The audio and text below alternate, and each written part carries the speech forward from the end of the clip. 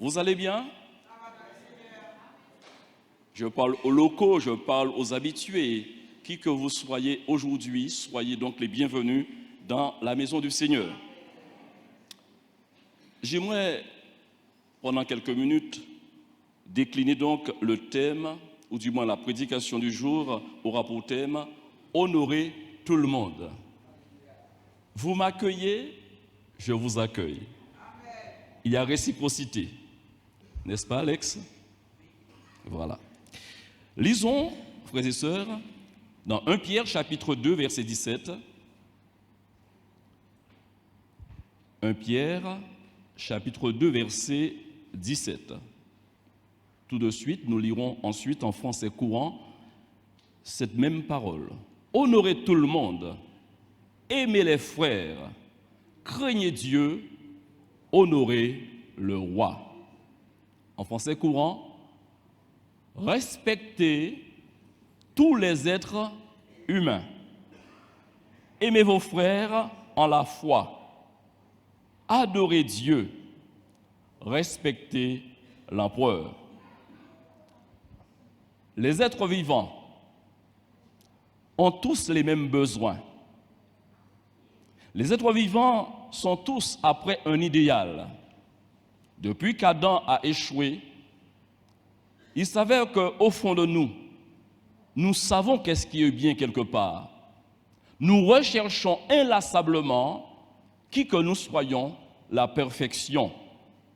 Ce que j'appelle un idéal, qui n'aspire pas à un monde meilleur. Et chaque nouvel an, les personnes, nous repartons dans les mêmes vœux. Paix sur la terre, bonheur sur la terre, prospérité sur la terre, un monde de justice, un monde où régnerait l'unité. Certains diraient, c'est un rêve. Et je pose la question, est-ce un rêve irréalisable? Est-ce un défi impossible à relever? Quelqu'un, à la personne de Rochedieu, sur le beau cantique « Elle de la foi », nous a laissé un chant extraordinaire. Si vous avez ce recueil chez vous, vous allez pouvoir vérifier. C'est le numéro 269. Et il affirme dans ce chant, d'ailleurs le thème de ce chant, c'est « Je l'ai trouvé ». Vous êtes ici, je ne sais pas qu'est-ce que vous avez trouvé, mais si vous avez trouvé le Seigneur, vous avez trouvé le trésor de votre vie. Lui, il dit par ce chant, je l'ai trouvé, le bonheur ineffable. Je suis sauvé, ô joie inexprimable.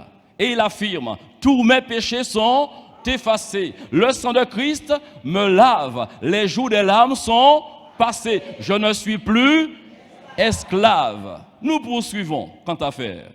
Il dit encore, oh quel bonheur d'avoir Jésus pour maître.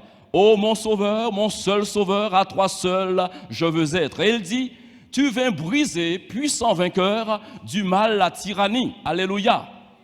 Affranchissant mon pauvre cœur et me donnant la vie.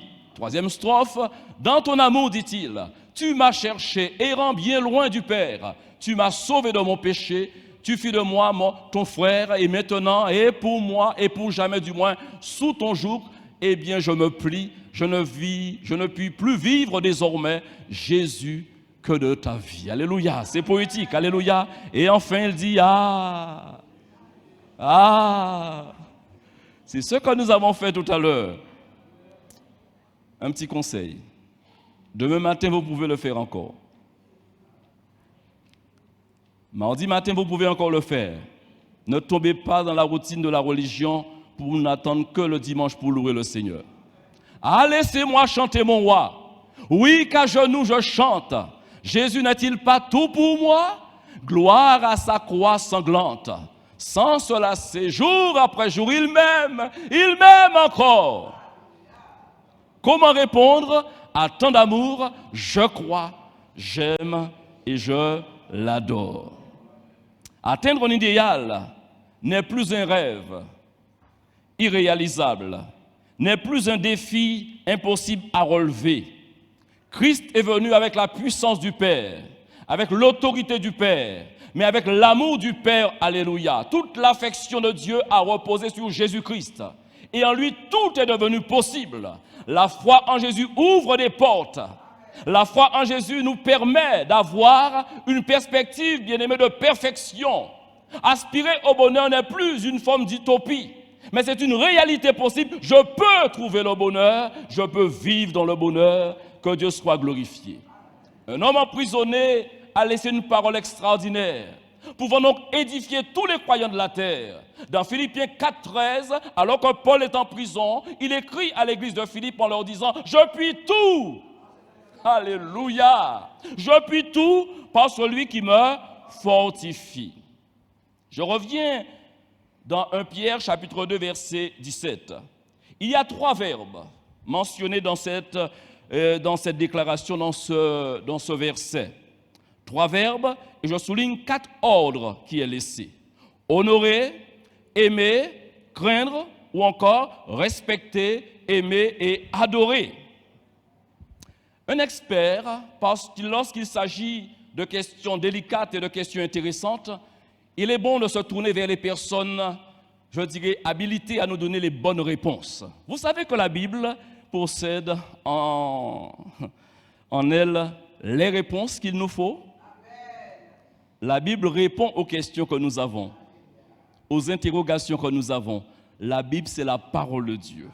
Et si vous croyez qu'elle est inspirée de Dieu, si vous croyez qu'elle peut être une bonne conseillère pour vous, vous êtes heureux. D'ailleurs, vous savez qu'est-ce que le psalmiste dit? Je serre ta parole dans mon cœur afin de ne pas pécher contre toi. Pas comme cela, hein? Si vous voulez porter comme ça, comme un étudiant, pourquoi pas? Mais il ne s'agit pas de cet aspect-là. Marcher dans la ville et dire aux gens, j'aime Dieu, je serre la parole de Dieu sur mon cœur. Ce n'est pas de cela qu'il s'agit. Interpréter, c'est-à-dire serrer la parole de Dieu dans le sens obéir à ses commandements, obéir à ses préceptes, obéir à ses ordres. L'expert en la question, c'est Salomon. Il a reçu de Dieu sagesse et intelligence, plus qu'aucun homme que lui de son temps, et même après lui. Après lui, on n'a trouvé que Jésus-Christ seul qui avait tant de sagesse, même plus que lui, alléluia, parce que Jésus est Dieu. Et voici ce qu'il dit, vanité des vanités, dit l'Ecclésiaste, tout est vanité. Outre que l'Ecclésiaste fut un sage, dit la parole, il a encore enseigné la science au peuple et il a examiné, sondé, mis en ordre un grand nombre de sentences. L'Ecclésiaste s'est efforcé de trouver des paroles agréables, et ce qui a été écrit avec droiture, ce sont des paroles de vérité. Les paroles des sages sont comme, dit-il, des aiguillons et rassemblées en un recueil, elles sont comme des clous plantés, donnés par un seul maître. Du reste, mon fils, tire instruction de ces choses. On ne finirait pas si l'on voulait faire un grand nombre de livres, dit-il, et beaucoup d'études est une fatigue pour le corps. Et il termine son livre de l'Ecclésiaste au chapitre 12, versets 15 et 16. Écoutons la fin du discours. Crains Dieu et observe ses commandements, c'est là ce que doit faire tout homme. Car Dieu amènera toute œuvre en jugement au sujet de ce qui est caché, soit bien, soit mal. J'ai voulu donc, dans sa biographie, extraire cela pour comme étayer le fait qu'il est vraiment reçu de Dieu et qu'il est l'expert, je dirais, sur les paroles duquel l'on peut bâtir, l'on peut donc s'appuyer. Cette parole, en vérité, se trouve dans Ecclésiaste chapitre 5, verset 8. Et dans lui second, il nous est donné cette parole, un avantage pour le pays à tous égards, c'est un roi honoré du pays. Un avantage, un bénéfice, une bénédiction pour le pays à tous égards, c'est un roi honoré ou encore un roi respecté du pays. Je ne développerai pas ce matin les modes de gouvernance qui se sont succédés au fil des siècles et qui pour certains demeurent toujours. Nous sommes sous une gouvernance démocratique. Je parle au niveau de la France, de notre pays. Eh bien, cette gouvernance démocratique est ce qu'elle est, mais c'est ce qui régit le pays jusqu'à aujourd'hui. L'Église, elle, est une entité. L'Église est un pays, alléluia. Quand je parle, comprenez mon mot, puisque tous les croyants sont ensemble considérés aux yeux de Dieu comme étant un peuple mis à part, tiré, appelé à être hors d'eux. D'ailleurs, l'apôtre Jean pouvait dire, nous sommes dans le monde, mais nous ne sommes pas du monde. Comme pour dire, il y a une séparation, une distinction à faire. Et l'Église, elle, est gouvernée, ou encore elle est conduite par son chef. Qui est son chef? Qui est le chef de l'Église? Alléluia. Qui est le chef de l'Église? On dit, non. Qui est le chef de l'Église?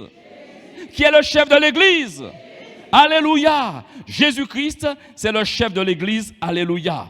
Une gouvernance comme celle qu'a connue Israël avant l'établissement du premier roi. Souvenez-vous, quand Saül fut établi, eh bien, le peuple d'Israël voulait ressembler aux autres nations et ne voulait plus continuer sur cette gouvernance théocratique. C'est-à-dire, quand on parle d'un gouvernement théocratique, c'est quand l'autorité vient de Dieu. Cette autorité, à l'époque, s'exerçait par l'intermédiaire des prophètes. Souvenez-vous, les prophètes recevaient de Dieu, dirigeaient le peuple, donnaient au peuple les instructions et s'intégrant dans toute cette affaire, les sacrificateurs qui avaient une fonction déterminante, celle d'offrir des sacrifices à des périodes bien distinctes en vue du pardon du peuple. Est-ce que vous avez ce contexte en tête? Cela a évolué, voyez-vous. Jésus est aujourd'hui le chef de l'Église. Amen. L'Église est son corps et dont il est le sauveur, que Dieu soit glorifié. Et si quelqu'un voudrait se lever pour contester cela, Satan a voulu contester cela. Dieu a fait que les choses demeurent parce que rien ni personne ne pourrait renverser ce que Dieu a établi. Jésus est ton chef. Jésus est mon chef. Jésus est notre chef. Le christianisme n'est pas une faiblesse. Le christianisme est un mouvement. Je rends grâce à Dieu parce qu'encore aujourd'hui, des hommes et des femmes continuent à intégrer l'Église, continuent donc à s'ajouter à l'Église parce que l'Esprit Saint est tout puissant pour attirer, alléluia, pour pardonner, pour laver, pour sanctifier et pour ajouter à l'Église, alléluia. Toutefois, loin de l'idée, même quand Jean l'a dit, c'est une vérité certaine, mais faisons attention. Si nous sommes dans le monde et que nous ne sommes pas du monde, cela ne voudrait pas dire que Dieu aurait voulu qu'il y ait comme un conflit entre les gouvernances. Notre pays vit dans la démocratie et que nous qui vivons quelque part sous le gouvernement de Christ, dans ce gouvernement théocratique, que nous ne devenions pas des marginaux, que nous ne soyons pas des personnes dans l'anarchie, des personnes hors la loi. Non, la Bible dit, bien-aimé, dans Romains 13, verset 1er, et écoutez, que toute personne soit soumise aux autorités supérieures, car il n'y a point d'autorité qui ne vienne de Dieu. Dieu est un Dieu d'autorité et Dieu aime l'ordre. Dites amen à cela. Alléluia. Dieu aime l'ordre. Et les autorités qui existent ont été instituées ou encore mises en place par Dieu. C'est pourquoi celui qui s'oppose à l'autorité résiste à l'ordre que Dieu a établi. Et ceux qui résistent attireront une condamnation sur eux-mêmes. Ce n'est pas pour une bonne action, c'est pour une mauvaise. Que les magistrats, écoutez bien, sont à redouter. Veux-tu ne pas craindre l'autorité? Veux-tu être cool dans ta tête et dans ton âme? Veux-tu ne pas craindre l'autorité? Fais le bien et tu auras son approbation. Le magistrat est serviteur. Vous entendez ça qui est écrit? Le magistrat est serviteur de Dieu pour ton bien. Mais si tu fais le mal, eh bien crains, car ce n'est pas en vain qu'il porte l'épée, étant serviteur de Dieu pour exercer la vengeance et punir celui qui fait le mal. Il est donc nécessaire. Alors, mon frère, ne te range pas du côté d'une génération qui appelait la gendarmerie, tout ce qui était du cadre de la justice, Babylone. C'est Babylone-là, c'est Mamblou-là. Alors, vous savez, ces expressions-là, vous les trouvez dans notre société, mais s'il vous plaît, ne ressemblons pas à ceux qui ne connaissent pas la parole. La parole nous éclaire et pour nous permettre d'avoir une conduite, un langage autre que les autres. Quand on est dans l'ignorance, on dit, on affirme, on pense, mais quand on est éclairé, on est éclairé. On est éclairé. Et quand on est éclairé, on peut éclairer les autres. Amen. Il est donc nécessaire d'être soumis non seulement par crainte de la punition, mais encore par motif de conscience. C'est aussi pour cela. C'est aussi pour cela. C'est aussi pour cela. C'est aussi pour cela. Non, le c'est rayé. C'est aussi pour cela que vous payez les impôts. Continuez à rire. Vous voyez, ça fâche toujours. Si ce n'était pas écrit, messieurs, heureusement c'est écrit. Car les magistrats sont des ministres de Dieu entièrement appliqués à cette fonction. Je reviens à notre roi, parce que Jésus n'est pas seulement le roi des Juifs. Jésus est le roi du peuple de Dieu. Amen. Jésus est le roi des croyants. Jésus est le roi des croyants. Amen. Alléluia. Si nous honorons le roi, nous sommes heureux. Alléluia. Toutefois, le roi Jésus, à l'heure où je vous parle, à l'instant I ou à l'instant T, où je vous parle, ne peut régner sur un cœur que si ce cœur lui autorise de régner sur lui. Ne peut régner sur un cœur que si ce cœur fait le choix de l'adorer, de le respecter, de l'honorer, etc. Jésus ne force personne. Et à son époque, Jésus dira, lui le roi, ce ne sont pas ceux qui disent « Seigneur, Seigneur », mais ceux qui font la volonté de mon Père. Salomon l'a dit dans ce que nous avons lu au chapitre 5. C'est un avantage pour le pays à tous égards quand un roi est honoré du pays. J'aimerais vous dire et vous rappeler ce thème, honorer tout le monde. Honorer tout le monde. Je rends grâce à Dieu dans la démarche de bonté et de miséricorde que Dieu a engagée. Nous le savons très clairement dans Jean 3,16. Il est écrit que Dieu a tellement aimé le monde qu'il a donné son Fils unique. Souligné, il a tellement aimé le monde. Sa vision ne s'est pas arrêtée comme une vision étriquée, comme une vision de parti. Mais Dieu voyait déjà le salut de tous les hommes, que son nom soit glorifié. Depuis en Adam, tous n'ont pas saisi à l'époque ce que Dieu voulait dire à Adam. Quand il lui dit « Je bénirai toutes les familles de la terre en ta personne », Dieu avait la perspective de te sauver, mon frère. Dieu avait la perspective de te sauver, ma sœur. Aujourd'hui, nous chantons. Aujourd'hui, nous vénérons, nous adorons Dieu à juste titre parce que nous faisons partie du peuple de Dieu. L'apôtre Paul a exprimé une chose que vous devez entendre ou réentendre. Dans Romains chapitre 1, versets 16 et 17, il est écrit, et il affirme ici, il affiche une certaine conviction que devrait avoir tout croyant de la terre. Car je ne prends honte. Aujourd'hui, que de personnes ont honte de plusieurs choses. Je n'entrerai pas dans les détails parce que c'est très délicat. Je me rappelle, jeune prédicateur, j'avais utilisé ce texte et j'avais parlé de la honte de personnes qui n'auraient pas une corpulence voulue, un corps voulu. Et mon pasteur m'a appelé après, il m'a dit, fais attention, quand tu évoques des choses, ça peut être très gênant, tu n'es pas là en tant que prédicateur pour gêner l'auditoire, tu es là pour utiliser les mots qu'il faut, présenter les choses d'une certaine manière, il faut être dans la vérité, mais fais attention pour ne pas blesser. Et je l'avais retenu. C'est pourquoi c'est très délicat, je ne parlerai pas. Mais vous savez de quoi vous avez honte. Je peux avoir honte de quelque chose. Lui, l'apôtre Paul, il dit, je n'ai honte, car je n'ai pris honte de l'Évangile. La démonstration fut faite tout à l'heure que porter sa Bible ou serrer la parole de Dieu dans son cœur ne voulait pas dire forcément porter la Bible à longueur de journée sur sa poitrine. Mais vous savez également, je prends cette même scène, cette même présentation pour vous dire, je mets à défi certaines personnes de porter leur Bible et de parcourir la ville de Basse-Terre, et très peu auraient la liberté de porter une Bible en plein jour, je parle, je ne parle pas à 21h du soir, je parle en plein jour.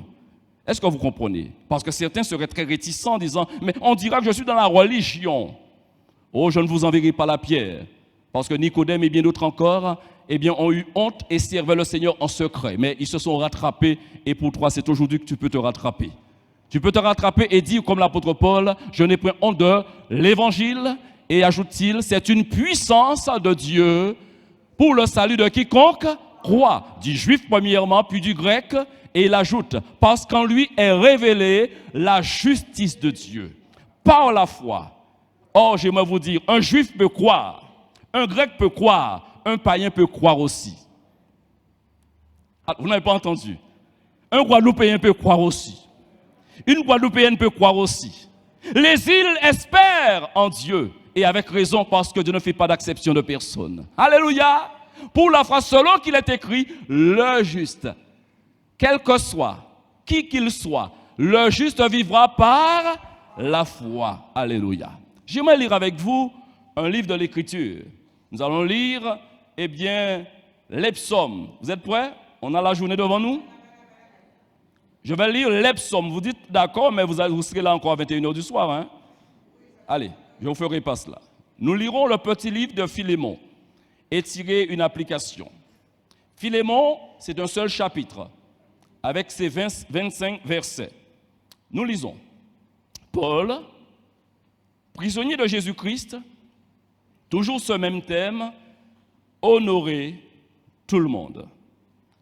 Paul, prisonnier de Jésus-Christ, et le frère Timothée, à Philémon, notre bien-aimé et notre compagnon d'œuvre, à la sœur Aphia et Archippe, notre compagnon de combat, et à l'Église qui est dans ta maison. Que la grâce et la paix vous soient données de la part de Dieu, notre Père, et du Seigneur Jésus-Christ.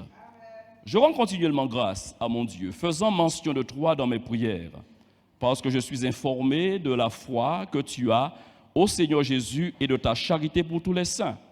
Je lui demande que ta participation à la foi soit efficace pour la cause de Christ, en faisant reconnaître en nous toute espèce de bien.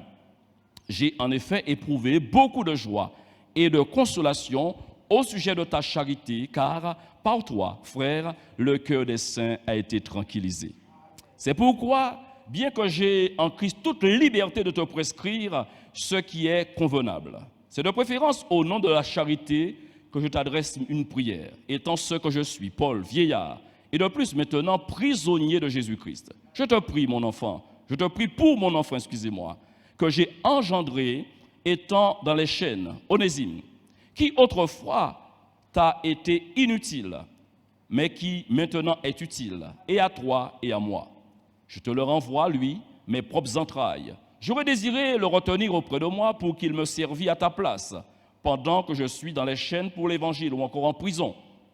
Toutefois, je n'ai rien voulu faire sans ton avis, afin que ton bienfait ne soit pas comme forcé, mais qu'il soit volontaire. Alléluia.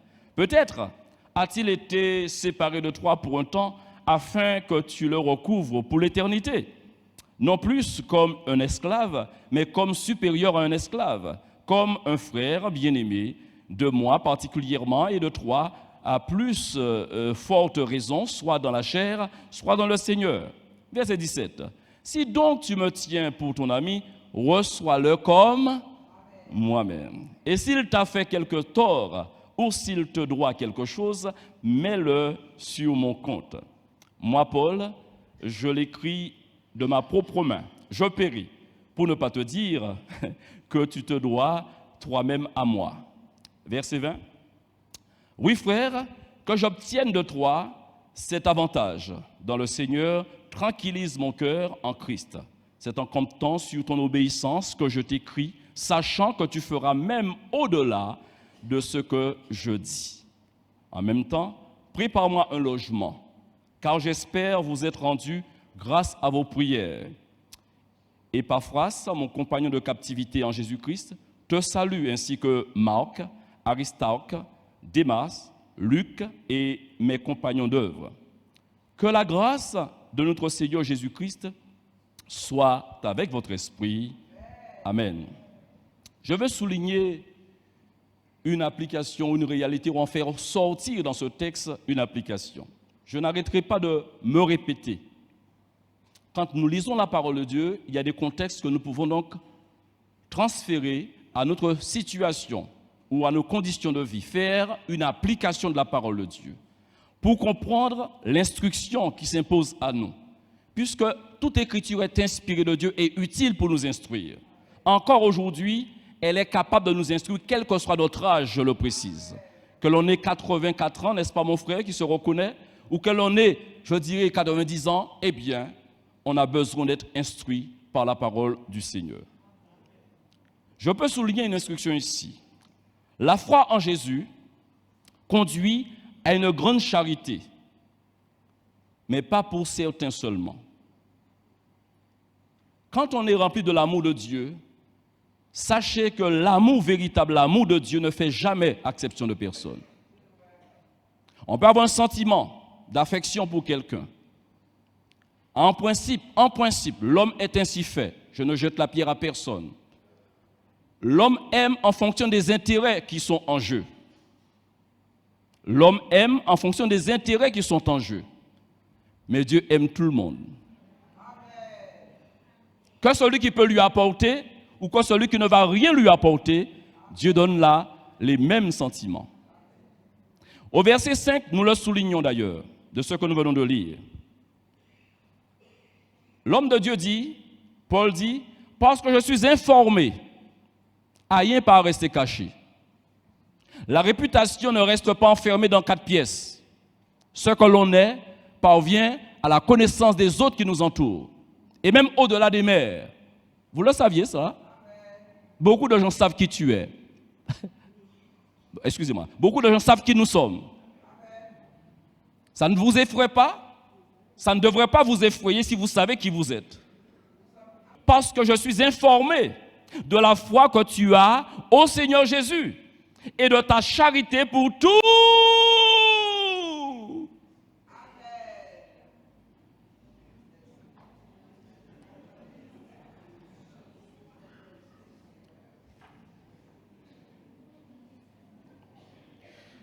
Je suis informé de la foi que tu as au Seigneur Jésus, c'est très bien. Si je pose la question, qui aime son Seigneur, qui aime son roi, qui l'honore, vous toutes les mains sont se lever, j'aime mon roi. Deuxième partie maintenant, et de la charité que tu as pour tous les saints. Là, on verrait quelques mains qui se lèvent et d'autres qui ne se lèveraient pas. Je parle des personnes honnêtes.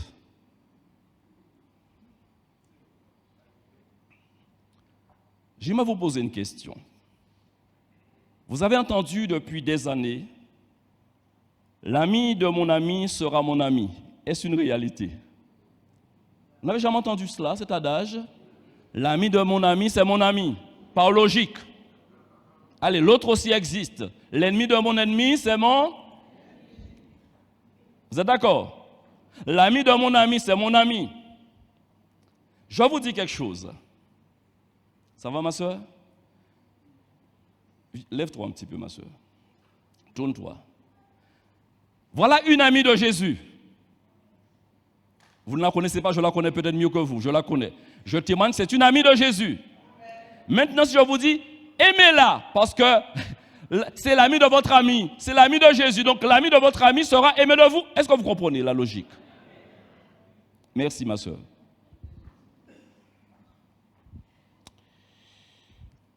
Aujourd'hui, et l'apôtre Paul l'a un peu dit, qu'il ne voudrait pas comme forcer la main à Philémon. Parce que les choses forcées n'ont pas de valeur. On ne force pas les gens à aimer autrui. D'ailleurs, les mariages arrangés se dérangent très vite. Non, je dis une bêtise là, non? Les mariages arrangés se démontent bien vite. Parce que ça ne respecte pas une logique. C'est déjà difficile de se supporter soi-même, alors supporter une personne qu'on n'a jamais aimée, ça deviendra... Quand l'apôtre Paul s'adresse à Philémon, on ne pourrait pas lui prêter, je dirais, cette pensée d'imposition. Il n'impose pas, comme je l'ai dit, et il l'a dit, je ne veux pas te forcer. Il n'est pas là pour exploiter une situation parce qu'il remplit, il est en posture d'autorité. C'est Paul qui n'obéirait pas, qui ne ferait pas ce que Paul demande. Paul n'est pas n'importe qui quand même, Paul. Paul, le pasteur. Dès que c'est le pasteur qui demande, on fait tout de suite. Il n'est pas non plus dans la manipulation. J'ai déjà affirmé pendant des années, pour l'avoir saisi de la parole de Dieu, l'amour ne manipule personne. Si quelqu'un cherche à manipuler son prochain, si vous êtes une manipulatrice ou un manipulateur, vous n'êtes pas dans l'amour de Dieu. L'amour ne cherche pas son propre intérêt. D'ailleurs, l'évangile est bâti dessus. L'évangile, ce n'est pas pour prendre des autres, l'évangile se donne. Dieu a tant aimé le monde qu'il a. Alléluia! Tout l'évangile est bâti dessus. C'est le don de soi. Si vous rencontrez un chrétien, un croyant, qui ne cherche qu'à tirer profit de vous, reposez-vous, repositionnez-vous par rapport à votre amitié et à la considération que la personne a pour vous. Vous avez l'autorisation de la parole du Seigneur, pas du pasteur, mais je vous enseigne la parole pour que vous soyez équipés et pour qu'on ne vous ballotte pas de droite à gauche sous prétexte « Je t'aime ». Depuis nous entendons ça, tout le monde nous a roulé. Depuis on dit « Je t'aime ». C'est ça on vit entendre. Mais « Je t'aime » est suivi d'action. Alléluia. « Je t'aime » est suivi d'action.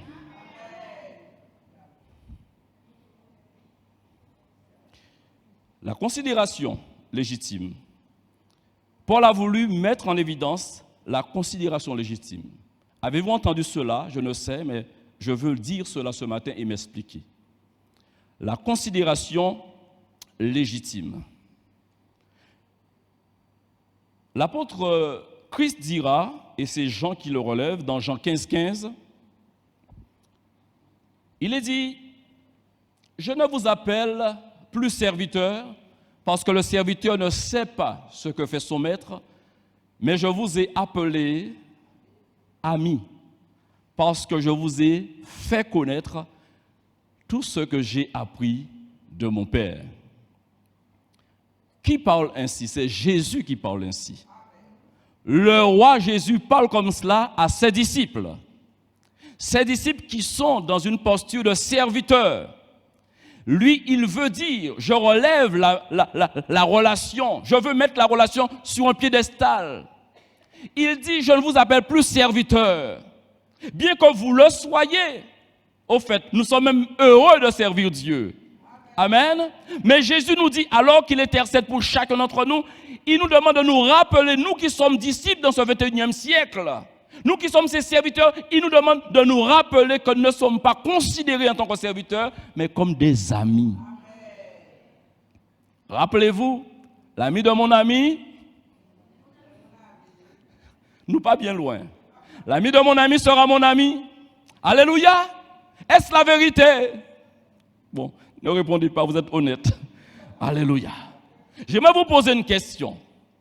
Quand Jésus présente ces quelques paroles, certainement, puisque nous n'avons pas le nombre ou les noms des disciples qui étaient présents, il faut donc affirmer ce qui est écrit. Mais quand ce n'est pas écrit, on va dans la probabilité. Il est fort probable que tous les disciples, et notamment les 12, étaient devant lui quand il leur parlait de telles paroles. Je ne vous appelle plus serviteur parce que le serviteur ne sait pas ce que fait son maître, mais je vous ai appelé ami. Une question. Est-ce que vous pensez que Judas était aussi là?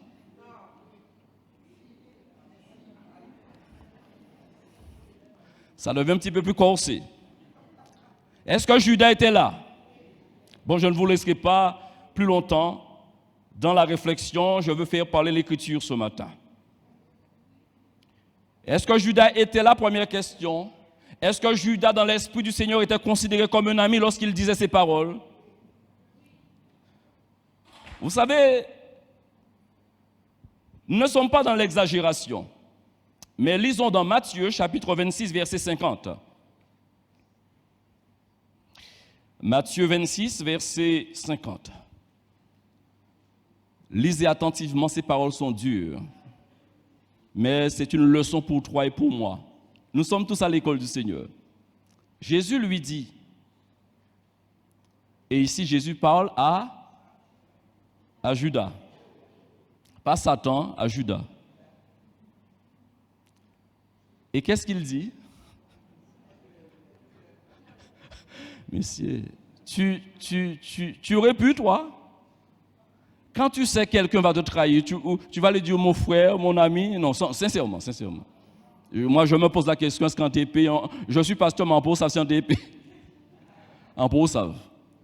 Mon ami, ce que tu es venu faire, fais-le. Alors ces gens s'avancèrent, mirent la main sur Jésus et le saisirent. Judas le traître est appelé ici par Jésus mon ami. Frères et sœurs, quand Paul s'adresse à Philémon, je vous ai dit qu'il n'était pas dans la manipulation. Il n'était pas dans l'imposition. D'ailleurs, au verset 17, nous revenons à notre texte de Philémon.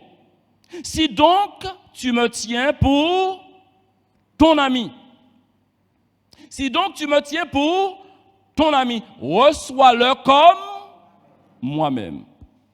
Si tu me considères, si tu m'honores, c'est un avantage pour un pays quand un roi est honoré de ce pays.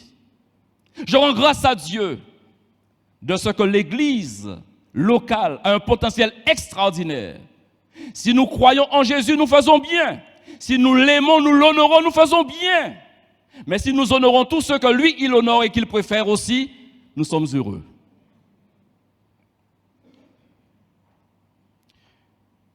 Si tu me considères, pouvait dire l'apôtre Paul, si tu m'honores, si tu as de l'affection pour moi, le nom de Philémon signifie affectionner. Affectionner. Bien que son nom signifie affectionner, certains pourraient déduire que ça lui était très facile de manifester de l'affection, n'est-ce pas, puisque son nom veut dire affectionner. Affectionner dans le sens de celui qui a reçu de l'affection, de celui qui a hérité de l'affection, de celui qui a été au bénéfice de l'affection. Tous les croyants de la terre sont au bénéfice du pardon de Dieu. Et c'est pourquoi Dieu a dit que si vous ne pardonnez pas à autrui, votre Père céleste ne vous pardonnera pas non plus. Tous les croyants de la terre sont au bénéfice de l'affection de Dieu. Si vous n'avez pas de l'affection pour votre frère, j'aimerais vous dire, vous mettez votre vie en porte-à-faux par rapport à ce que vous pourriez recevoir de Dieu.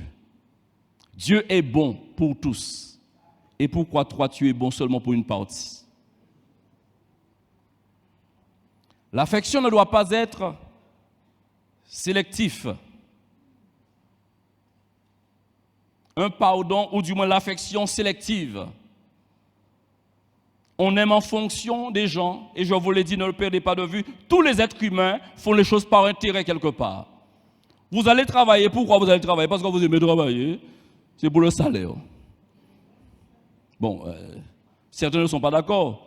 Allez, je repose la question. Pourquoi vous allez travailler? J'aime le travail, pas vrai, c'est pour le salaire.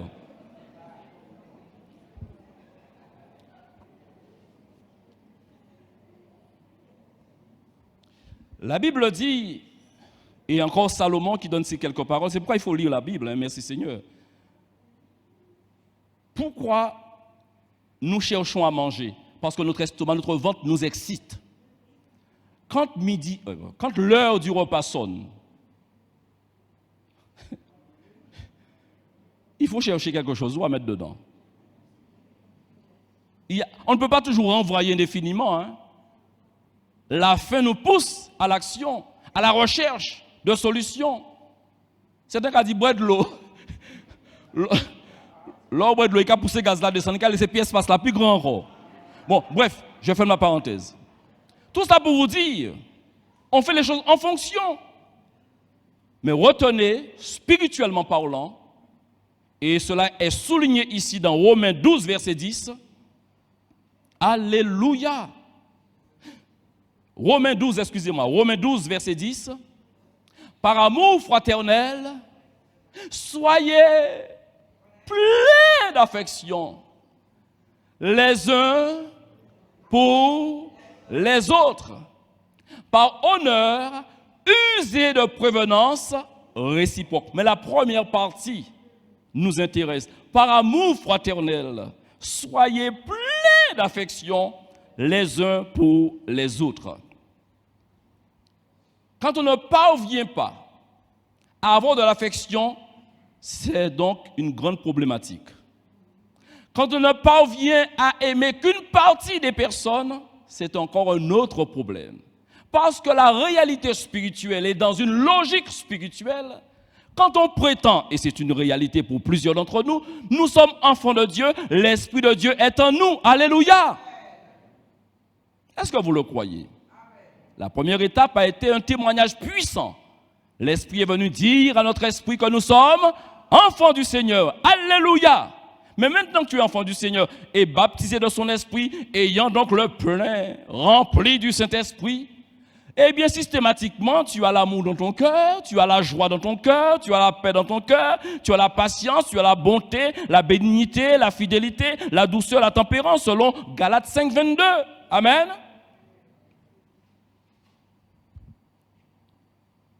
Avoir de l'affection pour Pierre, c'est un exemple, hein? Et ne pas avoir de l'affection pour Paul, c'est un problème. Devant Dieu, on n'est pas dans l'esprit évangélique. J'aimerais que nous réentendions cela. Réaffichons Romains 12, verset 10. Il est écrit, « Par amour fraternel, soyez pleins d'affection les uns pour les autres. Par honneur, usez de prévenance. » J'aimerais vous dire que l'affection découle de l'amour. Qui bénéficie de votre affection? Personne n'est démuni entièrement de l'affection. Nous avons tous un peu d'affection. Jésus a mis en défi les gens de son époque en leur disant, aussi méchants que vous l'êtes, aussi durs que vous l'êtes, vous savez donner de bonnes choses à vos enfants. Ah, messieurs, mes belles paroles. Aussi méchants, ça fait bon bitin. Ou une petite affection à don, parce que bon Dieu savent qui j'ai créé nous quand même. Aussi méchant que tu l'es, tu as un peu d'affection. Alors, quand de plus nous sommes devenus chrétiens, nos vies sont transformées, régénérées, le Saint-Esprit est en nous, à plus forte raison, on peut être dans l'affection. L'affection emmènera, bien-aimés, l'appréciation. Savons-nous nous apprécier? C'est une erreur. Que lorsqu'autrui est en face de nous, que lorsque le prochain est en face de nous, que nous ne soulignons que les choses négatives. Que nous ne puissions voir que ce qui ne va pas. Il y a des spécialistes à cela. Comme ce matin, tu es venu, normalement nous sommes là pour adorer le Seigneur, mais certains sont préoccupés à scanner les autres comme pour rechercher les petites bêtes. Mais je ne vais pas te dire maintenant, ça c'est vrai. Mais certains sont venus pour adorer le Seigneur en esprit et en vérité. Alléluia. Certains pourraient dire, j'ai le sens de l'observation, moi. J'aime observer les autres. Ou pas dans l'observation, encore dans la surveillance. Faisons attention. Apprenons à nous apprécier. Pourquoi Dieu dirait-il que l'humilité nous fasse reconnaître les autres comme étant au-dessus de nous? Pourquoi? Ce n'est pas juste une parole comme cela. Parce que la réalité, l'autre a toujours quelque chose que nous n'avons pas.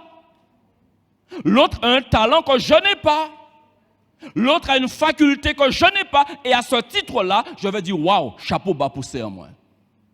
Est-ce que vous êtes d'accord? Est-ce que vous êtes d'accord? N'y habitez en tini, n'y pas tini. Mais il faut ça vous connaître aussi que n'y habitez en tini que vous. Ou pas tini. Et là, nous.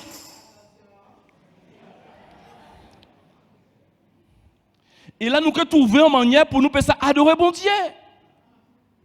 En pays, ni pour compétition en tête en moins. Ça débarrasser, pas ni pour mépris en tête en moins. Parce que ça, on n'y a pas tini. Et ça, on nous pas tini.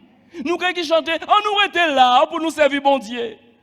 Lorsque dit je, moi qui pas je te loue. Nous qui faisons phrase ensemble, alléluia. Nous qui faisons composition ensemble. La diversité de l'Église n'est pas une faiblesse. C'est une force, frères et sœurs. C'est une force, bien-aimés. Nous sommes différents, mais que cette différence ne nous pousse pas au mépris. Ni mon kamacha part, des aristocrates. You are pas. Mais si tu savais que le frère, quand tu vois comme un frère indigent, comme un frère inutile, d'ailleurs en parlant d'inutilité, nous reviendrons à notre texte tout à l'heure. Il n'est nullement inutile, parce que Dieu fait bien les choses. Dieu a ajouté à son église des pierres vivantes. Alléluia. C'est toi qui voudrais dire que ton frère est inutile, mais ton frère est utile. Alors honorez tout le monde. Les nouveaux convertis, les nouveaux adhérents, comment les accueillons-nous? comment les regardons-nous? Dans le parcours du ministère, j'ai entendu trop de jeunes convertis et de nouveaux adhérents se plaindre, me disant que frère, l'espace, je n'ai plus de groupe dans lequel je pourrais m'intégrer. L'église, le frère a lu un texte ce matin, il parlait de sectes. S'il y a des sectes, des divisions, etc. Frères et sœurs, nous sommes l'église de Jésus-Christ. Nous sommes le corps de Christ. Il n'y a pas plusieurs petits corps, nous sommes le corps de Christ. Alléluia. Comprenons que l'intelligence nous anime et nous apprenne à avoir le regard évangélique. Alléluia. Onésime, son nom signifie utile. Il y a beaucoup d'Onésime parmi nous. Vous connaissez l'histoire. Onésime a vécu un temps auparavant avec Philémon. Il est parti en courant parce qu'il avait volé, il avait trompé Philémon. Et dans son départ, vous savez, Dieu a un plan pour tous les pécheurs. Rappelez-vous que Dieu ne souhaite pas la mort du pécheur, ce qu'il souhaite, c'est que le pécheur soit sauvé. Qui que tu sois, Dieu veut que tu sois sauvé. Et ce plan rédempteur était bien clair aux yeux de Dieu. Dans sa fuite, il est tombé dans la ville où se trouvait Paul. Paul prêchant l'évangile animé du Saint-Esprit. L'Esprit a su convaincre Onésime, bien-aimé, de péché, de justice et de jugement. Et après un travail d'accompagnement, d'édification, d'enseignement, eh bien, il a découvert, Paul a compris quelle était l'histoire, parce que lorsqu'on est clair, on est franc, on est transparent. Onésime a raconté son histoire. Et bien aimé, devant cette histoire, il a été rassuré par Paul. Paul lui a dit, tranquillise-toi. Philémon, c'est mon pote. Philémon, c'est mon ami. Et par déduction, répétez-moi encore, l'ami de mon ami, c'est mon ami. Alléluia. Alors il a dit, t'inquiète pas mon ami, j'ai un ami, c'est mon ami, tu l'as trompé mais je vais réparer cela. Relisez chez vous encore les 25 versets et vous allez comprendre cela. Mais il est habile et j'aimerais poser la question par rapport aux onésimes qui sont présents, aux ces personnes qui sont converties récemment, qui ont intégré la communauté récemment. Comment vous ressentez-vous? Comment évaluez-vous l'accueil que l'on vous a accordé? Avez-vous été bien accueillis? Avez-vous été acceptés? Est-ce que la communauté a de l'affection pour vous? Oh, je ne suis pas en train de dire que la Bible n'exige de l'affection que des anciens, parce qu'il faut qu'il y ait une réciprocité dans l'affection. Amen.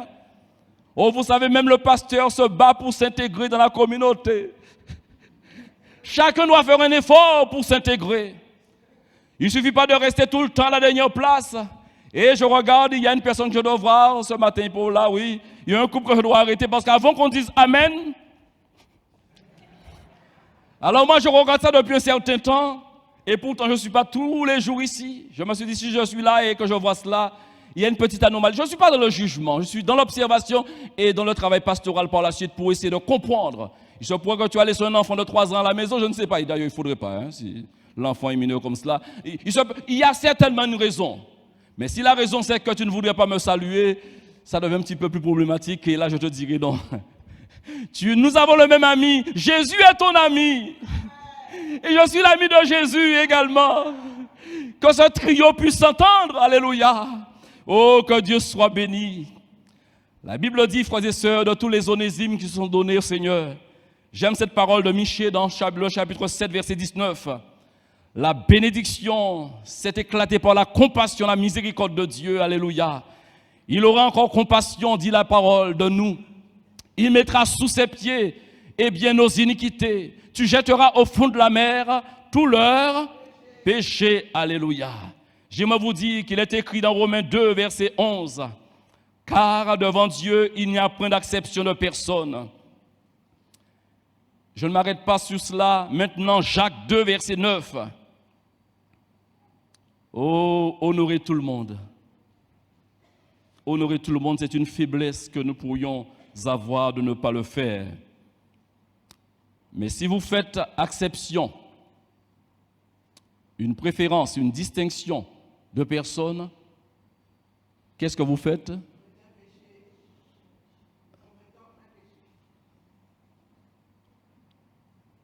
Si vous faites une distinction, une préférence de personne, vous commettez un péché. Certains sont tombés dans un raisonnement qu'il n'y aurait que l'adultère qui est péché.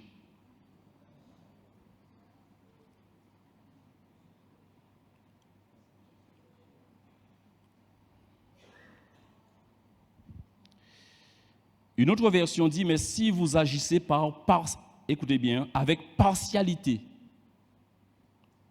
vous commettez un péché. Vous êtes donc condamnés par la loi comme des transgresseurs. D'ailleurs, par définition, un péché, c'est la transgression de la loi. La question, elle est simple. Chaque fois que vous rencontrez quelqu'un, quel que soit, et j'aimerais vous dire tout de suite, frères et sœurs, l'Église, elle est bien quand elle est ensemble.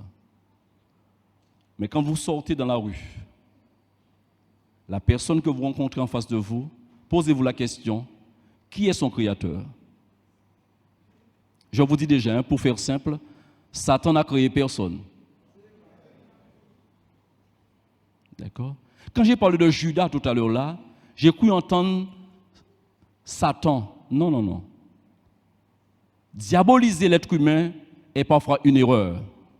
Parce que Dieu regarde toutes ces créatures comme étant des créatures de Dieu. Satan n'a créé personne. Par contre, sous l'influence, il peut y avoir possession. Satan peut manipuler des gens. Mais Satan ne porte pas, et j'aime à le dire, je ne suis pas l'avocat du diable. Satan n'est pas la cause de tous nos péchés. Parce que, j'aime cette parole, Pierre dira, ne donnez pas accès. Comme pour dire, gardez-vous de l'influence satanique. Tu sais qu'est-ce que Dieu aime. On t'a fait connaître aux hommes ce qui est bien. Et ce que l'Éternel demande de toi, c'est que tu pratiques la justice, que tu aimes la miséricorde et que tu marches humblement avec ton Dieu. On t'a fait connaître. Ici, personne n'ignore, pour synthétiser, la volonté de Dieu à son égard. Alors, puisque Dieu te demande d'honorer les autres, c'est parce que lui-même, il honore tout le monde. Il fait pleuvoir sur les bons. Alléluia! Alléluia! Et ensemble, il nous a mis dans une église où l'apôtre Pierre nous rappelle que vous, au contraire, vous êtes une race élue, un sacerdoce royal, une nation sainte, un peuple acquis, afin que vous annonciez les vertus de celui qui vous a appelé des ténèbres à son admirable. Les lumières ou la lumière, c'est pour briller. Alléluia. Vous qui autrefois n'étiez pas un peuple, mais aujourd'hui nous sommes son peuple. Et si nous sommes son peuple, nous sommes les citoyens, les mêmes citoyens du même pays. Alléluia. Nous sommes des amis. Ton ennemi n'est pas ici, mon frère. Ma sœur, ton ennemi n'est pas ici. Et dans cette démarche-là, dans ce raisonnement-là, tu feras tout pour honorer l'autre. L'autre a une chose que tu n'as pas. J'aimerais donc terminer, frères et sœurs, avec cette parole de l'Écriture dans Romains chapitre 15, les versets 7 à 12. Romains chapitre 15, verset 7. Accueillez-vous donc les uns les autres comme Christ vous a accueillis pour la gloire de Dieu. Je dis en effet que Christ a été serviteur des circoncis pour prouver la véracité de Dieu en confirmant les promesses faites au Père, tandis que les païens glorifient Dieu à cause, alléluia, de sa miséricorde. Selon qu'il est écrit, c'est pourquoi je te louerai. Je te louerai parmi les nations et je chanterai à la gloire de ton nom.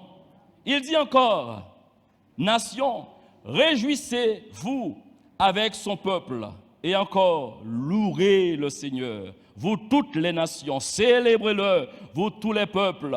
Ésaïe dit aussi, il sortira d'Isaïe un rejeton qui se lèvera pour régner sur les nations. les nations espéreront en lui. Alléluia.